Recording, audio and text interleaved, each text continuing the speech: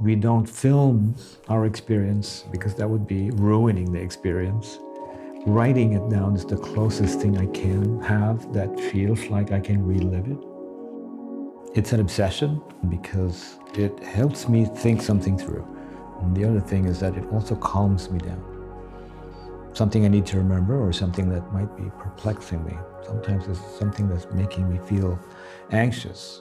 Kind of externalize whatever it is and put it somewhere else. All right. I was about to leave and felt like, which sketchbooks are coming with me?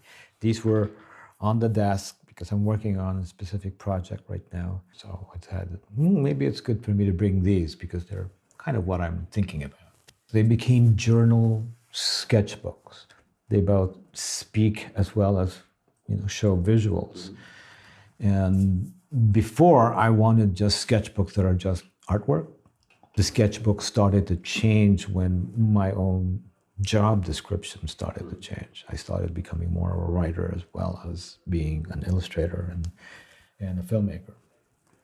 It was time for me to go on a trip to go through Southeast Asia and do some research about the cultures and the countries and the lore and mythology of Southeast Asia.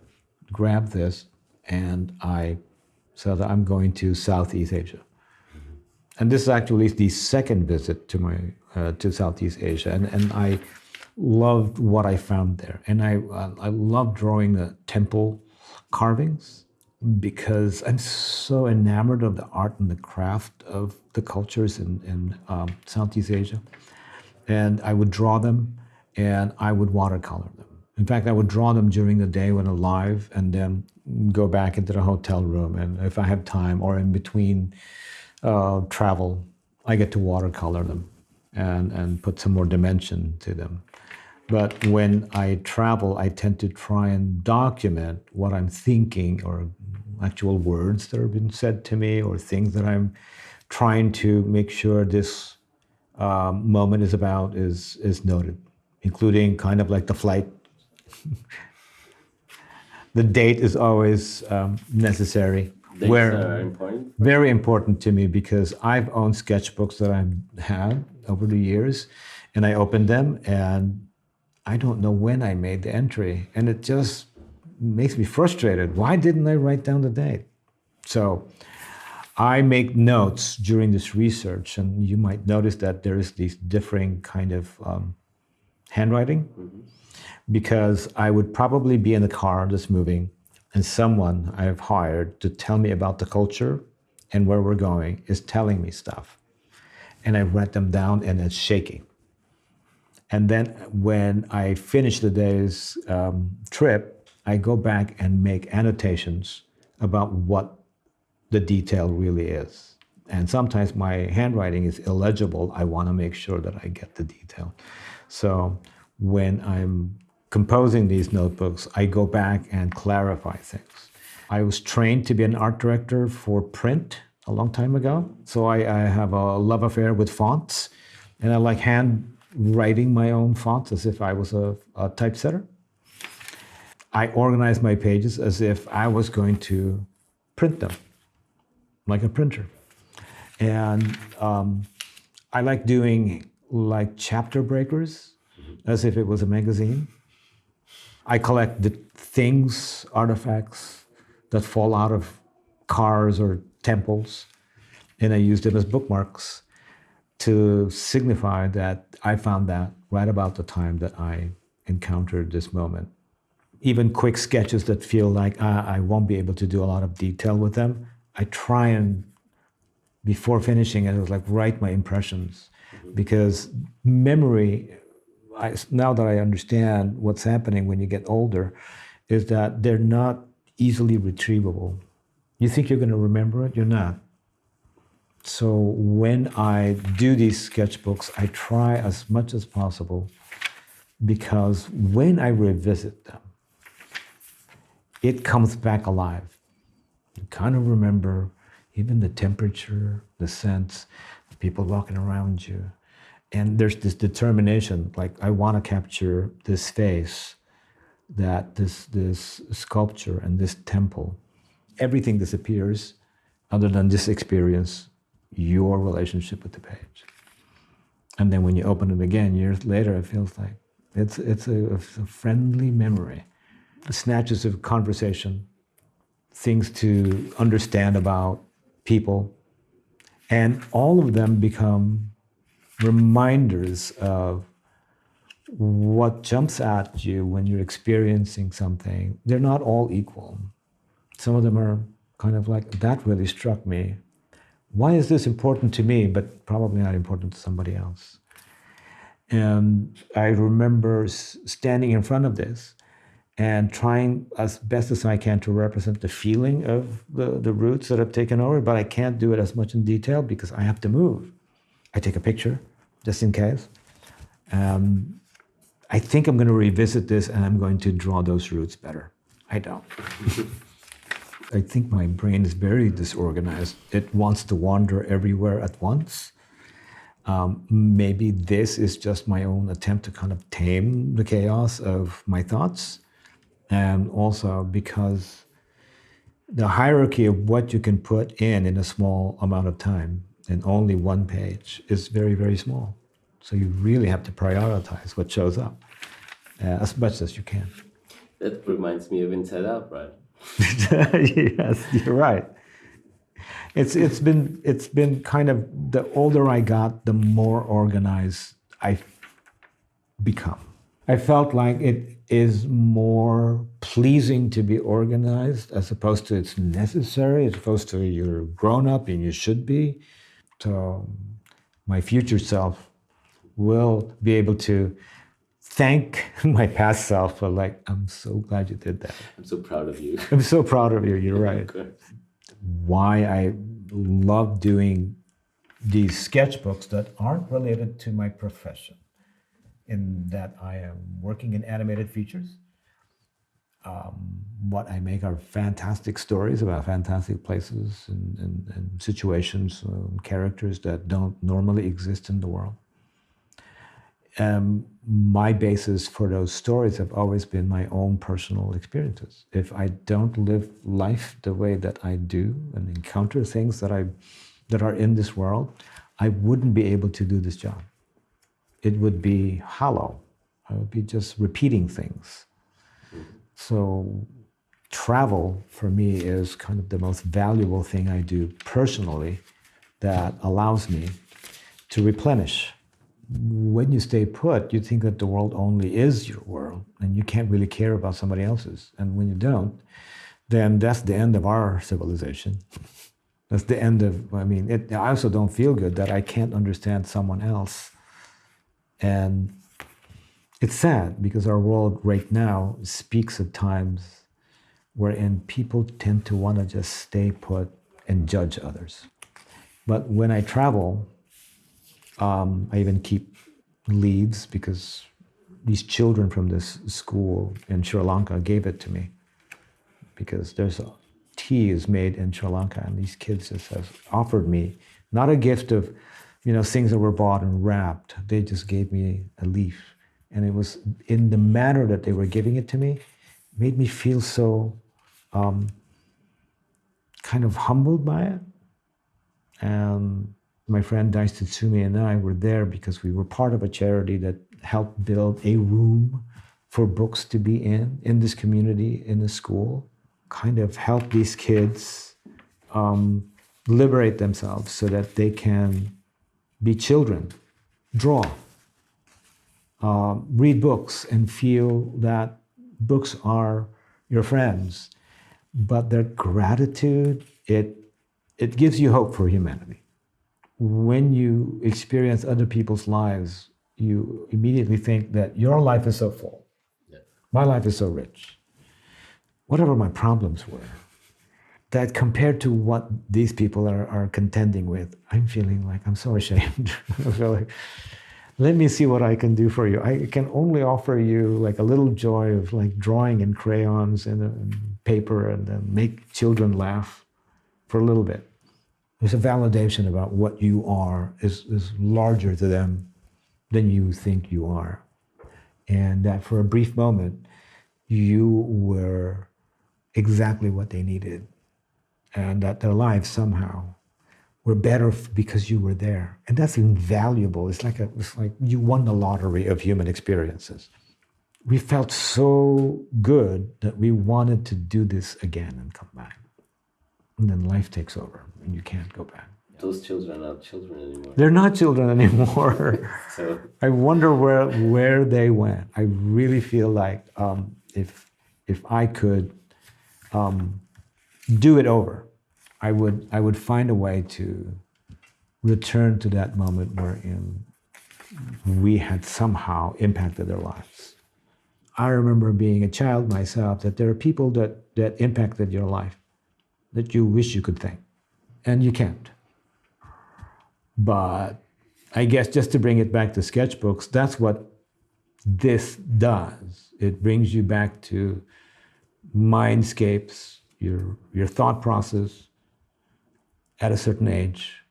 You're always younger in these pages. yeah, it's time travel. Yes, and it's time travel. And when you're in that space, you feel like it's gratitude that you made an entry and that you can come back to it.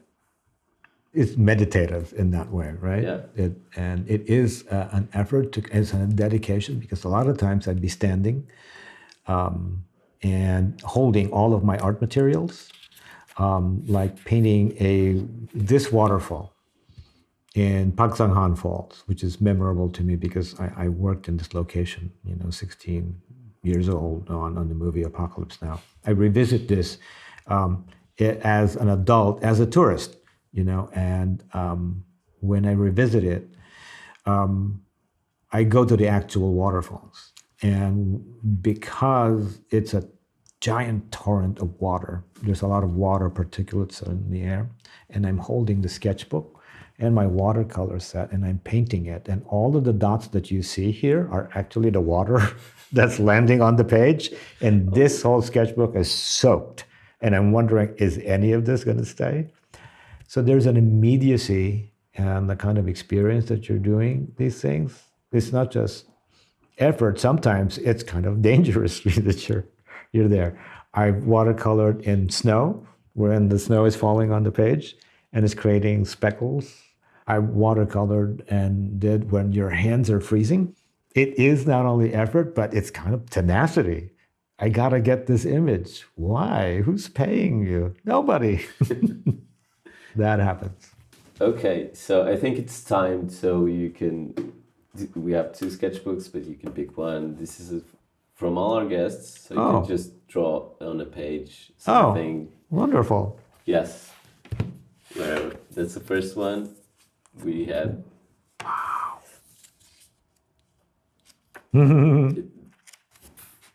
That's precious. Yeah, these are. You're never letting go of this. Please don't. No, never. Yes. The thing about artists is that we're competitive. So like, wait, that's an awesome drawing. I better not do a terrible drawing.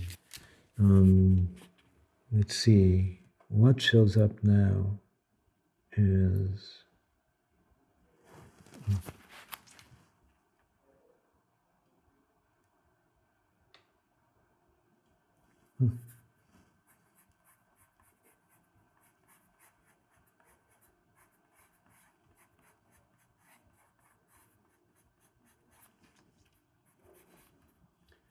Do you usually draw and speak at the same time, or is it something that you just do it like a solitary? I don't know if I've drawn and spoken at the same time for any reason other than maybe like this when I'm talking to people. I grew up wherein English is the second language to learn.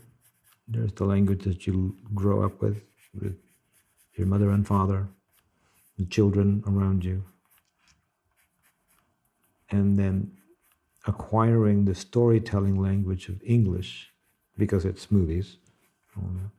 I've had to develop a way of speaking English that isn't American, I think, although I am in America. But because of that, I don't think I sound American. And because of that also, I feel like I don't know what I really sound like. I don't know if people can place me. Because I'm also a mimic. I tend to mimic whoever is talking to me. When I'm in a different place, I tend to kind of create a way of responding that is going to be pleasing to whoever I'm talking to. So it's a way to kind of like say, we are resonating at a certain frequency. Let us be in synergy. It's probably like singing, in a chorus. But when I'm talking to other people like specifically people I work with in animation, a lot of the times we talk like cartoon people. And then we try and make each other laugh. And then the next thing you know is like these like really crass jokes show up. And then we're also trying to out-funny each other. Yeah, humor is kind of the escape valve of awkwardness that happens in life. You make a joke about it. And the better you are at it, the easier it is for you to actually navigate that moment. Sometimes you take yourself too seriously. I do. Sometimes there are days when I feel like, oh my goodness, I'm terrible, or this is hopeless. Allow yourself to feel that way, for one thing, but you got to go and dig yourself out of it. You're going to be alive again tomorrow, and you're going to need all the positivity that you can get. As a writer, do you think like you treat like always the same kind of not subject or theme, or I don't know. That's a good question. I don't know if I know that I tend to have certain kind of stories that I like, apparently, because they are the ones that show up. They're like, oh, I guess I like those kinds of stories. There's stories that show up at 3 a.m. This happened to me while I was here. I feel like, oh, come on, I'm trying to get some sleep and jet lagged already. And the story shows up. And I tend to negotiate with myself. I'm not going to write that down. It's just a fleeting kind of fascination. And then it's 4 o'clock. And so it's like, okay, I'm going to get up. I'm going to write this down.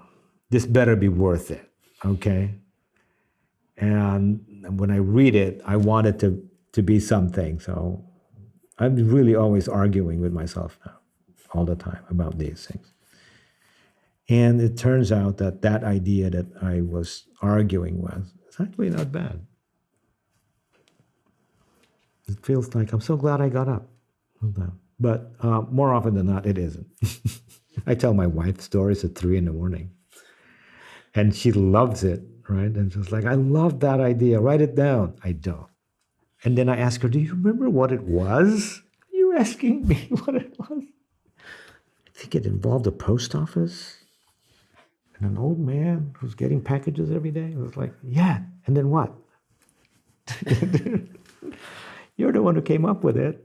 Some days there's a whole like series of days when that happens. And she's very happy because she gets new stories. And then there'll be times where I feel like nothing happens. There's no stories to show. And you get frustrated? No, because you can't call on them to show up anyway. Like it's your job. Go into work, put your laptop down. It's time to be brilliant and come up with a story. No. It's not gonna happen. That's not gonna, you're not gonna, come up with a fun story today. Sure. I'm gonna do that, right? No.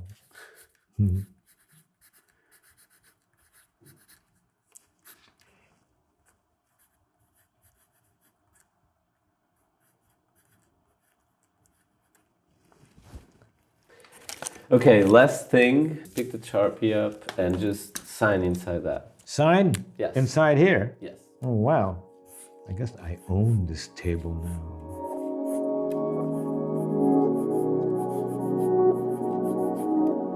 Thank you. Thank you.